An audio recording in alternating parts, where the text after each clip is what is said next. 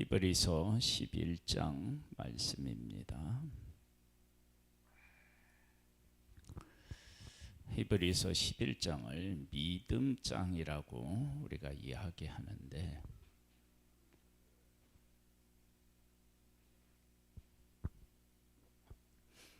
믿음이라고 하는 것이 도대체 무엇이냐라고 하는 것을 우리가 정의를 해야 되겠죠.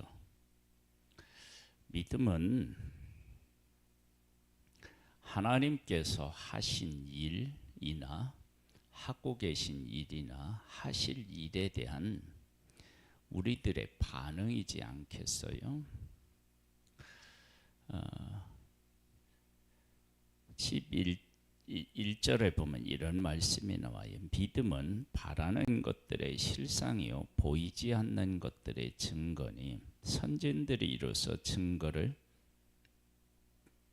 얻었느니라. 무엇을 바라고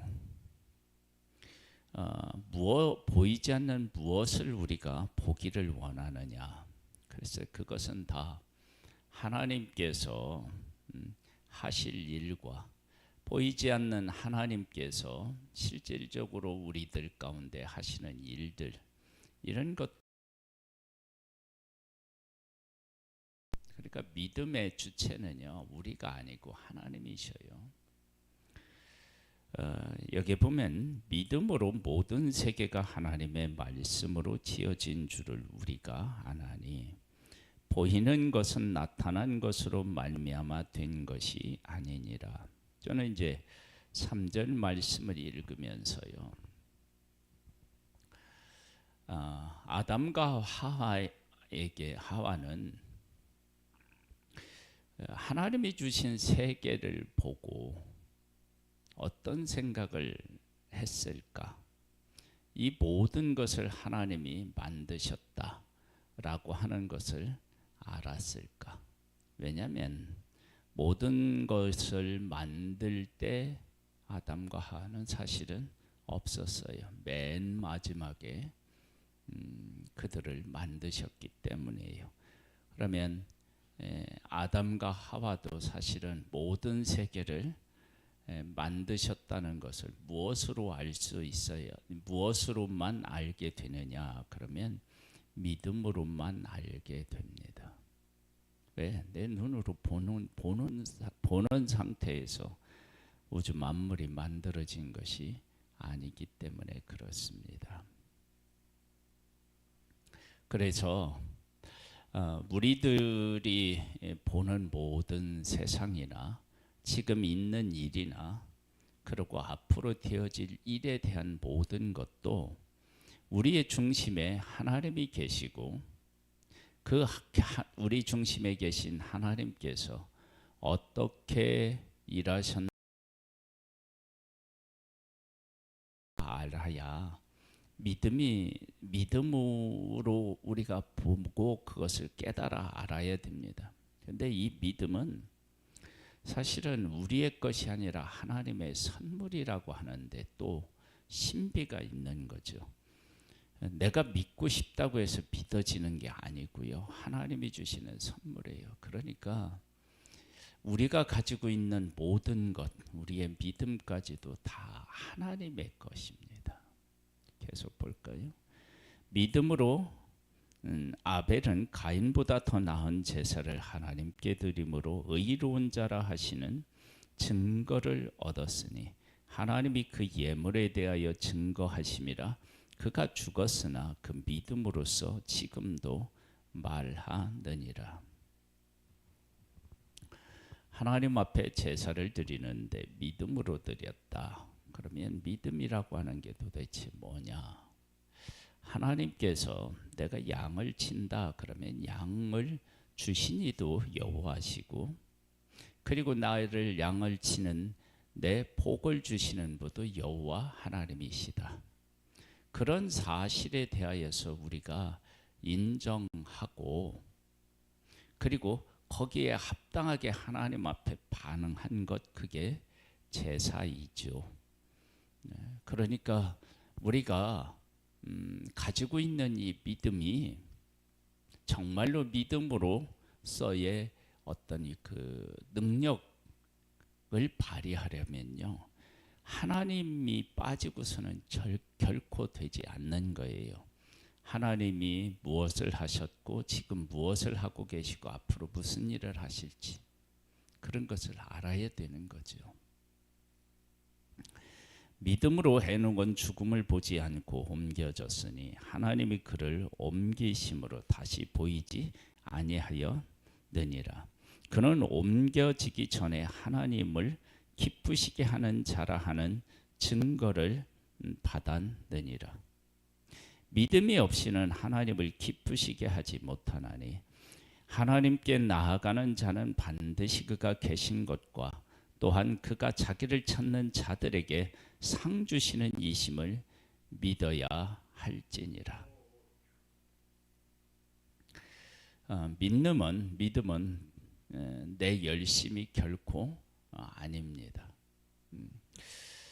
그래서 성경에서는 전체적으로 보면 믿음의 반대는 행위라고 그렇게 우리가 정의를 합니다. 믿음은 안 믿는다, 열심히 믿는다 이런 차원이 아니라 내가 할 수 없는 것을 하나님이 해주셨다. 그리고 하나님이 하고 계시다. 그리고 앞으로 하나님이 이 일을 하신다. 이것을 깨달아 아는 거예요. 깨달아 아는 건 내가 뭔 열심히 하는 게 아니라는 거예요. 믿음으로 노아는 아직 보이지 않는 일에 경고하심을 받고 경외함으로 방주를 준비하여 그 집을 구원하였으니 이로 말미암아 세상을 정죄하고 믿음을 따르는 의의 상속자가 되었느니라. 노아에 대해서 말씀하고 있지만 그러나 노아는 무엇을 입었다고 얘기해요? 은혜를 입었다 그렇게 얘기하죠. 즉 노아가 하나님을 향한 믿음을 가지고 있었다. 그것은 또 하나님의 은혜를 입은 거예요. 그러면 왜 다른 사람에게는 은혜를 베풀지 않고 노아에게만 베풀었느냐? 그러면요, 인간은 그 아담이 범죄 이후로요, 하나님과 원수되었고 하나님하고 단절되었잖아요. 그래서 모든 사람에게 베풀어 주신 그러한 은혜를 사람들은 은혜로 보지 않고 그걸 뭐라고 얘기하느냐? 자연스러운 현상이라고 봅니다. 그러니까 하나님이 하신 일이 아니라는 거예요. 그것을 그렇게, 그러니까 누구라도 그렇게 된다 그러면 그게 다 하나님의 은혜인데요, 그걸 은혜로 보지를 못해요. 어떻게 보느냐? 그럼 뭐 당연한 거지. 그러니까 한 사람을 선택하셔서 하나님이 일하시는 것, 그것을 통해서 사람들은 하나님의 존재, 하나님의 일하심, 하나님의 위대하심 이런 것들을 깨달아 아는 거예요. 그래서 여기에 나오는 노아라든지 또 위에 있는 에녹이라고 하는 이런 사람들을 통해서 하나님은 하나님의 어떤 하나님이신지를 그들에게 보여주신 거예요. 그러니까 노아만 부르시고 노아에게만 은혜를 베푸시는 것이 사실은 아니었어요. 그 이면에 보면 하나님이 그 시대 모든 사람에게 은혜를 누구를 통해서 베풀고 계셨느냐면 노아를 통해서 베풀고 계셨던 거예요. 근데 사람들이 그 은혜마저도 깨달아 알지 못했던 것입니다. 한번 생각해 보세요. 노아가 그의 아들들하고 며느리하고 아내하고 방주를 지어요. 방주를 짓는데 그 오랜 기간 동안 방주를 짓는데, 왜 방주를 짓는데? 비가 온대. 비가 뭐 그렇게 오는 그런 시대가 아니었는데, 그렇게 그들은 짓고 있는데, 확실히 믿고 짓고 있는데, 그들은 비웃고 있었죠. 그러니까 방주가 그들에게 찾아가는 하나님의 은혜의 메시지였는데 그걸 깨달아 알지 못했어요. 만약에 그들이 깨달아 알고 하나님 우리가 잘못했습니다. 그러면 사실은 노아는 고생하고 그 노아가 짓는 방주를 보고 하나님을 인정하는 것은 누가 더 뭐라고 할까요? 하나님에게 은혜를 입은 거냐면 내가 노력하지도 않고 하나님을 믿음으로 의롭다함을 얻었다. 그러면 그 사람에게 베풀어 주신 하나님의 은혜가 보통 은혜가 아니잖아요. 그런 차원에서 보면 쓰임 받는 사람을 하나님이 귀하게 보시기도 하지만 그러나 하나님은 그 사람만 귀하게 보는 게 아니고 어떻게 하느냐? 우리 모든 사람을 하나님은 다 귀히 여기시는 거예요. 그러니까 우리가 그런 사실들을 잘 깨달아 아는 것이 정말로 필요합니다. 보겠습니다. 믿음으로 아브라함은 부르심을 받았을 때 순종하여 장래 유업으로 받을 땅에 나아갈새 갈 바를 알지 못하고 나아갔으며 믿음으로 그가 이방 땅에 있는 것 같이 약속의 땅에 거류하여 동일한 약속을 유업으로 함께 받은 이삭 및 야곱과 더불어 장막에 거하였으니 이는 그가 하나님이 계획하시고 지으실 터가 있는 성을 바랐습니다. 아브라함을 하나님이 부르셔서 내가 네게 지시할 땅으로 가라고 하셨어요. 아브라함이 그 말씀을 따라서 갔다 그러는데 안 가면 또 어떡할게요? 그리고 아브라함도 장막이 아니라 정말로 한 곳에 정착하며 살고 싶었겠죠. 그러나 그렇게 하기가 쉽지 않았던 거예요. 그래서 아브라함이 우물을 팠는데 그리고 이삭이 우물을 파는데 자꾸 와서 빼앗으면 다른 데로 지역으로 갈 수밖에 없어요. 즉 뭐냐면 장막 생활을 할 수밖에 없어요. 집을 짓고 살아갈 수가 없어요. 그런 상황에서 약속의 땅에 내가 지금 살고 있는데 한 곳에 정착할 수가 없어. 그러면서 아브라함은 그 현실을 통해서 무엇을 바라보느냐, 어떤 하나님을 바라보느냐. 하나님께서 나에게 약속하신 진짜는 이런 것이구나. 하나님께서 지금도 우리들에게 오셔서 하시는 일이 그와 같은 일이에요. 하나님께서 우리들 각자에게 내가 하나님의 뜻대로 살려고 하면 각자에게 하나님께서 주시는 놀라운 은혜들이 있어요. 그 은혜를 따라 가는데 우리가 생각하는 약속과 실질적으로 내 삶에 주어지는 것하고 좀 다르다라고 하는 것들을 느끼게 돼요.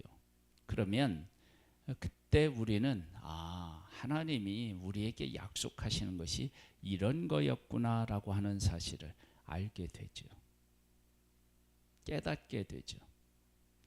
그런 것들을 통해서 우리는 뭐냐면 하나님이 진짜 어떤 것을 원하신지를 깨달아 알고 그걸 바라보게 되는 거예요. 그러니까 아브라함도 사실은 그런 은혜를 입었던 거죠.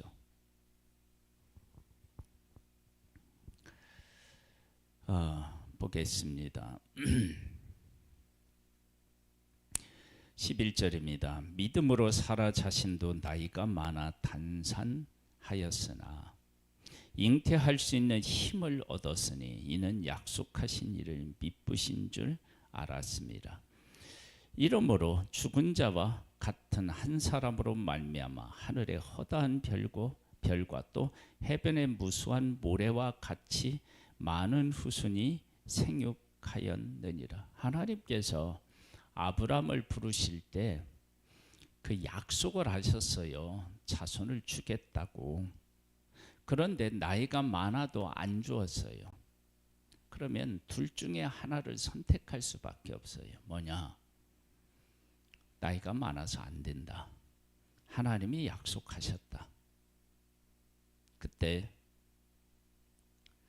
지금까지 하나님께서 자기들의 생애 속에 일하신 그 하나님을 경험하고 그 경험한 하나님을 통해서 둘 중에 하나를 선택하라면 어느 쪽으로 기울게 되겠어요?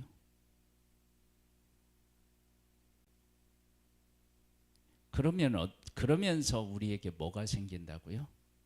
믿음이 생겨. 그래서 그 믿음이 누구 거냐면 하나님의 것인 거예요. 이 사람들은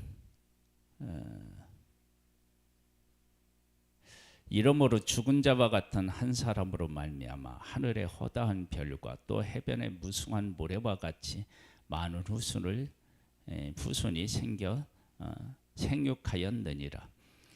이 사람들은 다 믿음을 따라 죽었으며 약속을 받지 못하였으되 그것들을 멀리서 보고 환영하며 또 땅에서는 외국인과 나그네 힘을 증언하였으니 그들이 이같이 말하는 것은 자기들이 본향 찾는 자임을 나타내미라. 그들이 나온 바 본향을 생각하였더라면 돌아갈 기회가 있었으려니와 그들이 이제는 더 나은 본향을 사모하니 곧 하늘에 있는 것이라. 이러므로 하나님이 그들의 하나님이라 일컬음 받으심을 부끄러워하지 아니하시고 그들을 위하여 한 성을 예비하셨느니라.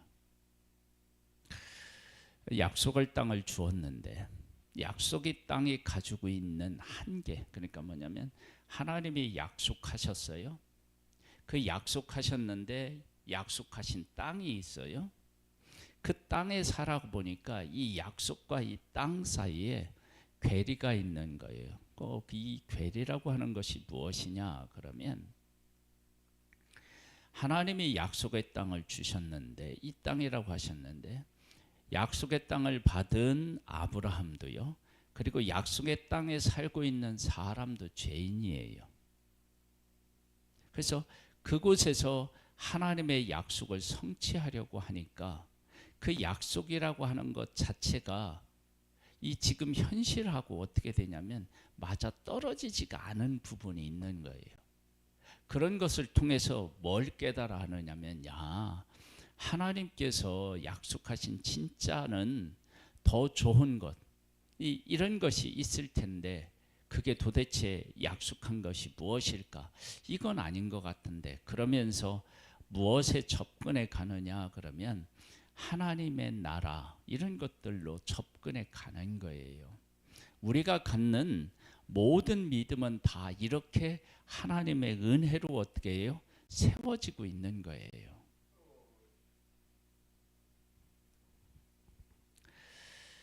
아브라함은 시험을 받을 때에 믿음으로 이삭을 드렸으니 그는 약속들을 받은 자로 돼 그 외아들을 드렸느니라. 그에게 이미 말씀하시기를 네 자손이라 칭할 자는 이삭으로 말미암으리라 하셨으니 그가 하나님이 능히 이삭을 죽은 자 가운데서 다시 살리실 줄로 생각한지라. 비유컨대 그를 죽은 자 가운데서 도로 받은 것이니라. 보세요. 이삭으로 말미암아 네 후손이 있겠다라고 하는 것은 이삭이 결혼하여서 자식을 낳기 전에는 죽을 수가 없다. 그것을 하나님은 이미 말씀하셨고 번제로 드리라고 하는 것은 죽이라고 하는 거예요. 그러면 내가 죽이면 하나님은 어떻게 하신다고요? 다시 살리신다. 그게 이제 부활의 믿음인데 이 부활의 믿음이 아브라함에게서 나온 게 아니라 하나님의 약속에서 나온 거예요. 이미 선언하신 거예요. 이삭으로 말미암지 않고는 이삭의 후손으로만 네 자손이 나온다라고 약게 말씀하셨으니까 이삭은 결혼해서 자식을 낳기 전에는 하나님이 안 죽는다고 하셨는데 번제를 드리라고 할 때 결혼하지 않았어요. 그러니까 약속 안에 이미 하나님이 부활이라고 하는 것을 선언하셨고, 나는 부활의 하나님이다, 죽은 자를 살리는 하나님이다라고 하는 것을 이미 선언한 것을 누가? 아브라함이 발견한 것이죠. 그러니까 믿음은요, 하나님이 하신 일, 하고 계신 일, 하실 일, 이런 것들에 대해서 우리가 깨달아 알 때 생기는 거예요. 그러면 어떻게 되느냐? 하나님이 어떤 분이신지를 우리가 알게 되지요.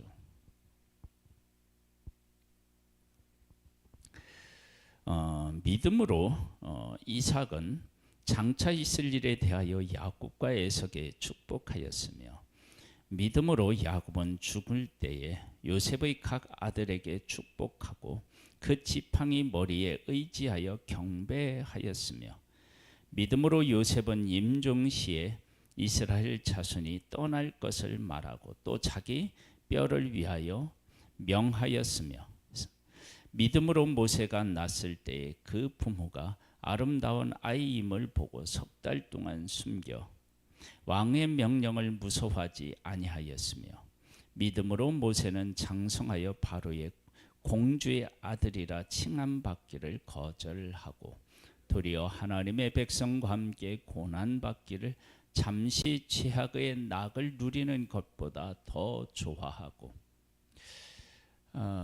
이런 사람들이 가지고 있는 이 믿음도 다 하나님이 그 하신 일 속에 있는 거예요.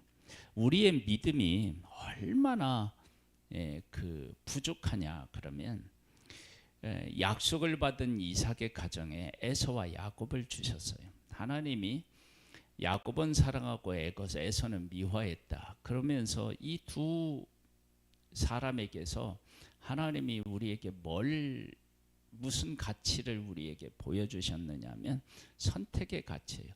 사람이 무엇을 행함으로 말미암아 되는 게 아니라 하나님의 택함으로 된다. 그러면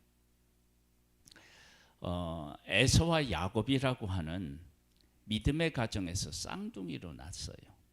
하나님의 약속을 받았는데 쌍둥이인데, 그런데 한 사람은 택하고 한 사람은 택하지 않았어. 그러면 이걸 조금 다르게 질문하면 이렇게 질문할 수 있어요. 그러면 둘 다 하나님이 택하시지 않았으면 어떻게 됐을까요? 둘 다 사랑하지 않았으면.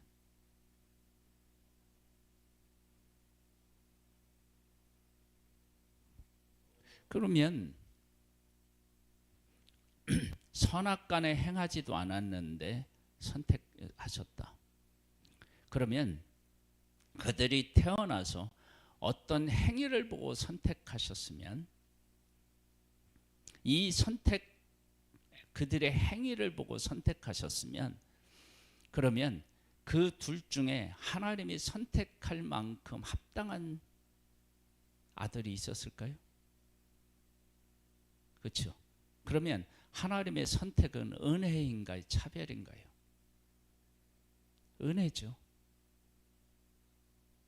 그러니까 우리가 이런 것들을 생각해 보면 하나님이 하시는 모든 일들은 다 우리에게 베풀어 주신 은혜인 거예요.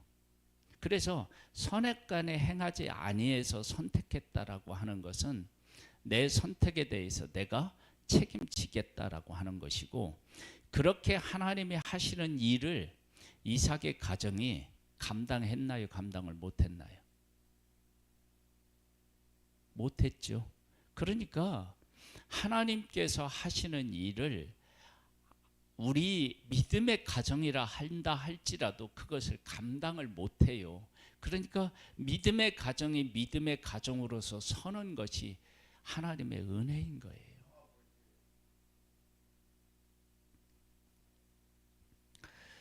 26절입니다. 그리스도를 위하여 받은 수모를 애굽의 모든 보화보다 더 큰 재물로 여겼으니 이는 상 주심을 바라봄이라. 믿음으로 애굽을 떠나 왕의 노함을 무서워하지 아니하고 곧 보이지 아니하는 자를 보는 것 같이 하여 참았으며, 믿음으로 유월절 피 뿌리는 예식을 정하였으니 이는 장자를 멸하는 자로 그들을 건드리지 않게 하려 한 것이며 믿음으로 그들은 홍해를 육지같이 건넜으나 애굽 사람들은 이것을 시험하다가 빠져 죽었으며. 보세요. 피 뿌리는 예식도 그래요. 10가지 재앙, 아니 9가지 재앙을 이미 받잖아요. 하나님께서 어떻게 하시겠다고 하는데 그들이 그것을 하지 않으면 어떻게 되는 거예요? 하나님이 지금 9가지 재앙을 내리셨는데 그 말이 맞죠. 경험했으니까. 그러면 그들이 피 뿌리는 예식은 그들이 하나님의 하시는 일을 정확하게 알았다 그러면 그 안 것이 하나님이 지금까지 하신 일을 통해서 그들이 반응한 것이지 그들 스스로가 한 일이 아닌 거예요. 그 다음에 뒤에는 애굽 군대가 오고 앞에는 홍해인데 하나님은 홍해를 갈라 놓으셨어요. 그럼 당연히 건너는 거죠.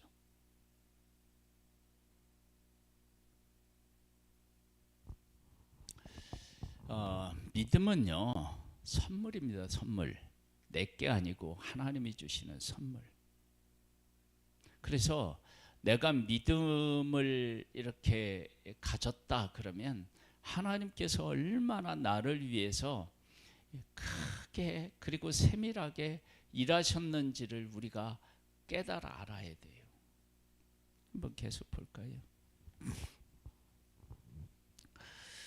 믿음으로 그들은 홍해를 육지같이 건넜으나 애굽 사람들은 이것을 시험하다가 빠져 죽었으며 믿음으로 7일 동안 여리고를 도니 성이 무너졌으며 믿음으로 기생 라합은 정탐꾼을 평안히 영접하였으므로 순종하지 아니하는 자와 함께 멸망하지 아니하였도다.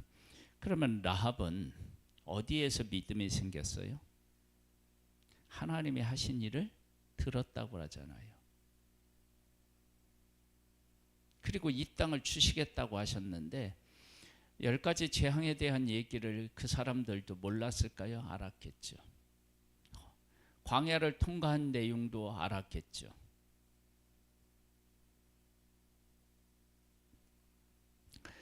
그러한 일들을 통해서 아는 것입니다. 그러니까 믿음은 선물이에요. 선물. 내가 무슨 말을 더하리요? 기드온, 바락, 삼손, 입다, 다윗 및 사무엘과 선지자들의 일을 말하려면 내게 시간이 부족하리로다. 그들은 믿음으로 나라를 이기기도 하며 의를 행하기도 하며 약속을 받기도 하며 사자들의 입을 막기도 하며 불의 세력을 멸하기도 하며 칼날을 피하기도 하며 연약한 가운데 강하게 되기도 하며 전쟁에 용감하게 되어 이방 사람들의 진을 물리치기도 하며 여자들은 자기의 죽은 자들을 부활로 받아들이기도 하며 또 어떤 이들은 더 좋은 부활을 얻고자 하여 심한 고문을 받되 구차히 풀려나기를 원하지 아니하였으며 또 어떤 이들은 조롱과 채찍질 뿐 아니라 결박과 옥에 갇히는 시련도 받았으며 돌로 치는 것과 톱으로 켜는 것과 시험과 칼로 죽임을 당하고 양과 염소의 가죽을 입고 유리하여 궁핍과 환난과 학대를 받았으니 이런 사람은 세상이 감당하지 못하느니라. 그들이 광야와 산과 동굴과 토굴에 유리하였느니라.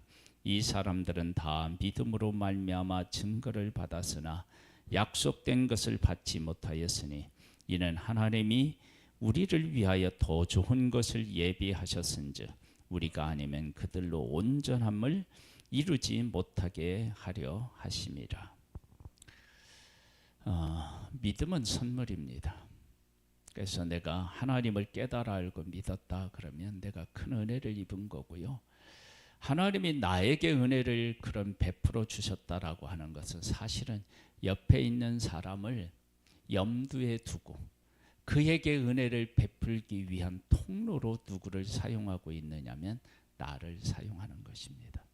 그래서 아브라함을 하나님이 부르실 때 너를 축복하는 자에게는 내가 복을 내리고 너를 저주하는 자에게는 내가 저주하리라. 그러면서 하나님이 하시는 말씀이 뭐냐면 너로 말미암아 모든 사람이 복을 받을 것이다. 그렇게 말합니다.